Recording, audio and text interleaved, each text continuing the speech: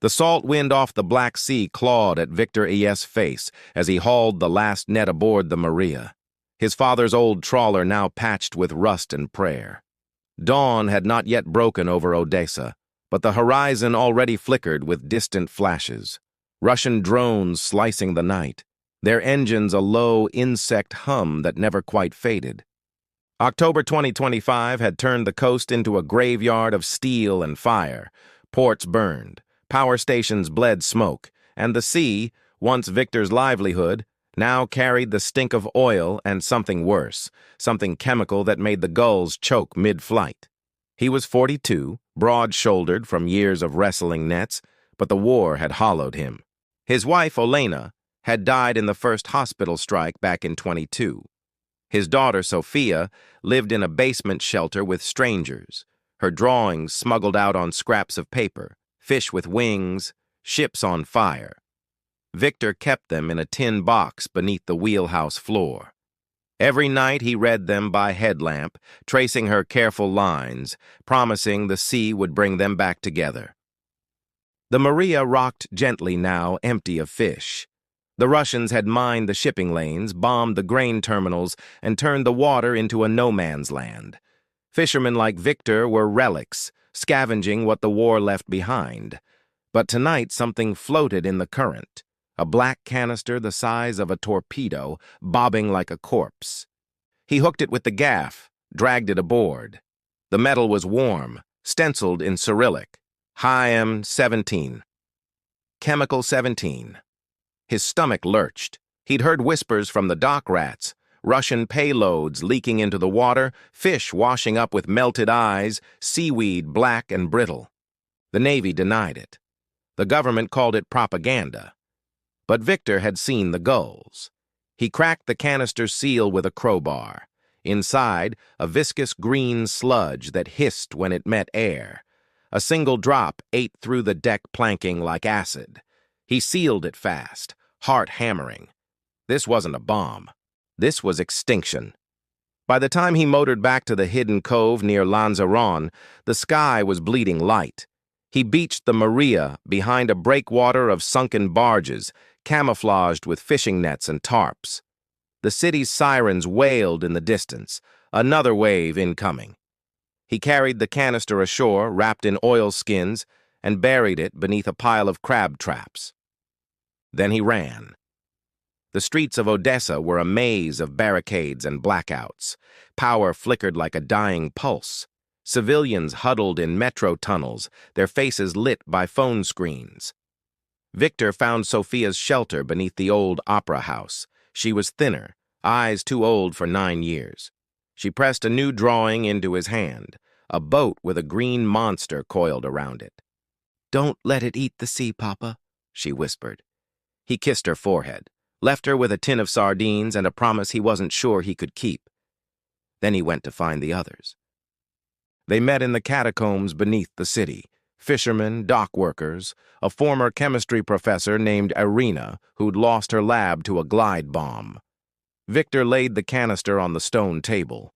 Olena's hands trembled as she tested the sludge with a field kit.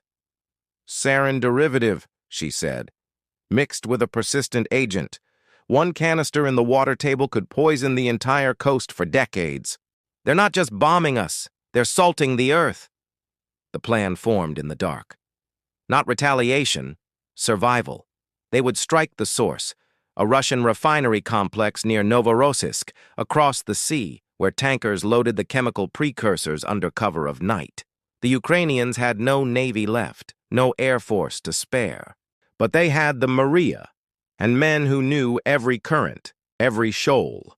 They would go as ghosts. Viktor spent 3 nights preparing. He stripped the Maria of anything that glinted, painted her hull black with engine grease. He welded a false bottom into the hold, big enough for 4 divers and a cache of limpet mines scavenged from a sunken patrol boat. Olena brewed a counteragent, crude, unstable, but enough to neutralize a spill if they could reach the tanks. The others brought what they had, a drone pilot named Danilo, who flown weddings before the war, a welder called Bodan with shrapnel in his leg, and Mikola a grizzled crabber who'd lost 3 fingers to a Russian mine. They launched at 2 a.m. on the 17th, under a moonless sky. The Maria slipped past the blockade like a shadow, engine muffled with wet rags. Danilo's drone scouted ahead, feeding grainy footage to a tablet lashed to the helm. Russian patrol boats prowled the lanes, searchlights sweeping.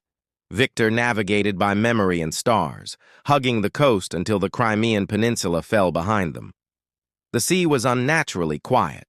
No gulls, no dolphins.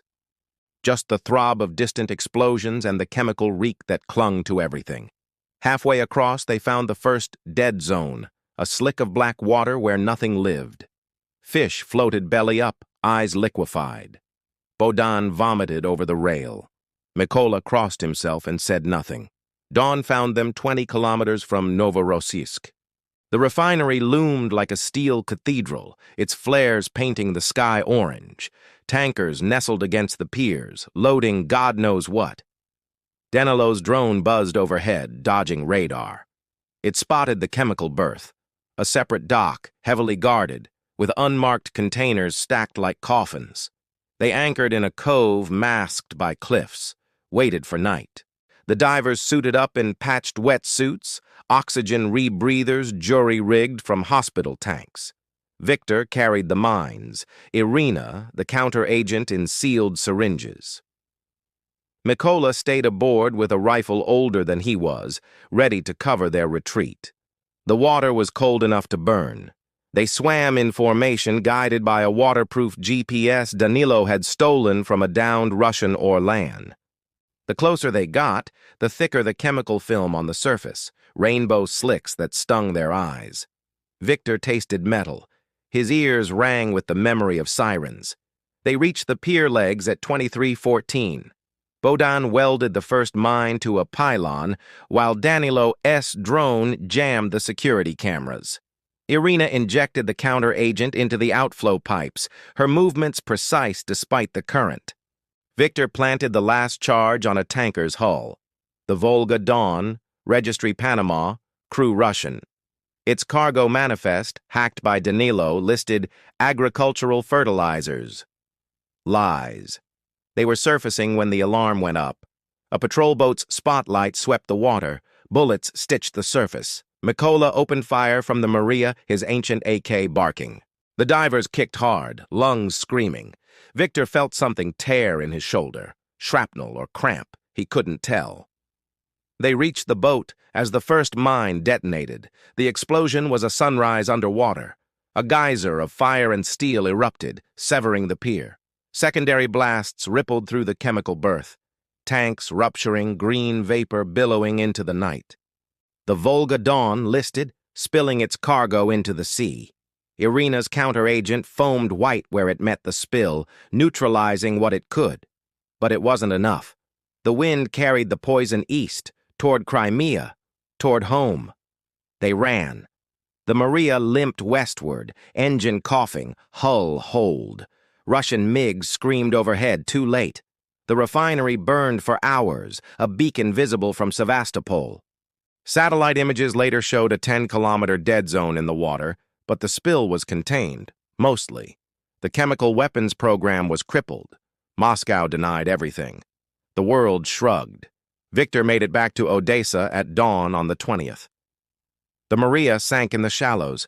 He swam ashore with Sofia's drawings clutched in his teeth. The city was dark, but the sirens had stopped. He found his daughter in the opera house basement, asleep on a cot. She woke when he touched her hair. "The monster?" she asked. "Still out there," he said, "but weaker now." They walked to the beach at sunrise. The water was black with ash, but the gulls were back, circling high. Somewhere out there, the sea was healing, one current at a time. Viktor took Sofia's hand. For the first time in years, he didn't smell death on the wind. The war wasn't over. The drones still came. The bombs still fell. But the Maria's crew had drawn a line in the water, and the tide, slowly, was turning.